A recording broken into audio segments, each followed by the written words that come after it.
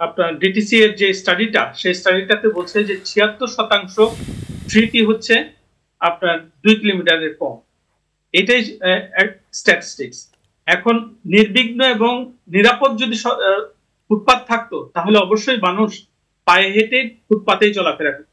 আজকে ফুটপাতের যে অবস্থাটা এতক্ষণ ধরে আপনারা শুনলেন বিজ্ঞ আলোচকদের কাছ থেকে, এটা অত্যন্ত হতাশাজনক। আপনি দেখেন, সিটি কর্পোরেশন বলছে যে আমরা ফুটপাতে দখল মুক্ত করতে চাই, মেয়র বলছেন আমি দখল মুক্ত করতে চাই। আমি একটা প্রশ্ন করতে চাই, সেটি হচ্ছে ওয়ার্ড কাউন্সিলর কি চাচ্ছেন? ওয়ার্ড কাউন্সিলর কিন্তু সিটি কর্পোরেশনের একটি অংশ, তিনি কিন্তু স্থানীয় ওয়ার্ড কাউন্সিলর, তিনি কিন্তু চান না। তিনি যদি চাইতেন তাহলে এই পুরো প্রক্রিয়াটা কিন্তু টেকসই হতে পারত। এই ফুটপাত দখল মুক্ত করার উদ্যোগ বিভিন্ন সময় নেওয়া হয়েছে এবং কোনোটাই টেকসই হয়নি। কিছুদিন হয়তো মুক্ত থাকে, তারপরে এটা আবার ফিরে আসে। কেন ফিরে আসে? এখানে হকার্স লীগের সভাপতি মহোদয় তিনি পরিষ্কার করে বলেছেন কার কার স্বার্থ আছে। এই স্বার্থে যখন টান পড়ে, তখনই এই আবার হকার এসে বসে পড়ে। এখানে যে একটা স্ট্রং পলিটিক্যাল ইকোনমি কাজ করে, এই স্ট্রং পলিটিক্যাল ইকোনমির কাছে সবাই হাত জোর করে বসে পড়ে, অর্থাৎ এখানে আবার ফিরে আসে। এই মানে এখানে যদি পলিটিক্যাল উইলটা যদি না থাকে, তাহলে কখনোই বাংলাদেশে এই হকার মুক্ত পরিবেশ এবং হকার মুক্ত ফুটপাত আপনি পাবেন না। আপনি এই ফুটপাত গুলো আজকে উত্তরা বা এই মানে বড় রাস্তার পাশে যে স্পেশাস ফুটপাত গুলো মাত্র 10 বছর আগেও ছিল, সেই ফুটপাত গুলো কিন্তু এখন আর আপনি দেখতে পাবেন না। রাস্তা সম্প্রসারণের নামে ফুটপাত গুলাকে জলাঞ্জলি দেওয়া হয়েছে, অথচ এখানে সালাউদ্দিন ভাই আছেন, তিনি পরিষ্কার করে বলেছেন বেসিক মোড অফ ট্রান্সপোর্টের সবচাইতে গুরুত্বপূর্ণ অংশ হচ্ছে ফুটপাত। ফুটপাত শুধুমাত্র আপনার জরুরি নয়, এটি এনভায়রনমেন্টালি এবং ফিজিক্যালি এটা খুবই গুরুত্বপূর্ণ একটা অংশ।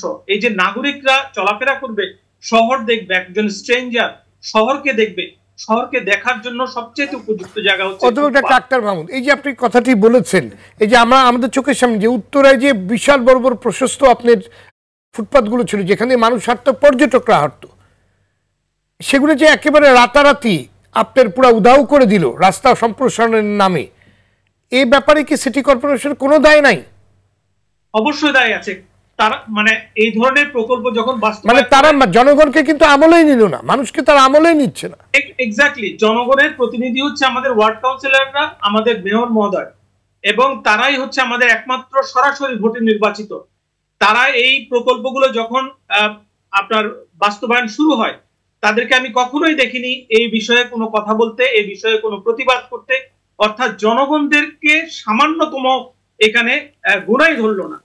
এবং এই যে প্রকল্পগুলো তৈরি করলো, এই প্রকল্পগুলো সম্পূর্ণ হচ্ছে আপনার কার কেন্দ্রিক যে পরিবহন ব্যবস্থা, তাকে সামনে রেখে এই প্রকল্পগুলো বাস্তবায়ন করা হলো। অথচ সবচেয়ে কার্যকর যে পন্থাটি, যেখানে বলা হয়েছে পথচারীকে প্রায়োরিটি দেওয়া, 1 নম্বর প্রায়োরিটি দিতে হবে পথচারীকে, সেই পথচারীকে প্রায়োরিটি দেওয়া হলো না। আজকে আপনি ঢাকা শহরের যে দুর্ঘটনার যে স্ট্যাটিস্টিক্স নেন, 34.5% মৃত্যু হয় পথচারীদের, অর্থাৎ পথচারীরা সবচাইতে এই মৃত্যুর শিকার হয়। পৃথিবীতে কোন শহরে আছে এত মানে বিরাট সংখ্যক পথচারী মৃত্যুর কোলে ঢলে পড়ে এই ধরনের ব্যাড প্ল্যানিং এবং আমাদের এই ফুটপাতের প্রতি আমাদের এক ধরনের উন্নাসিকতার কারণে।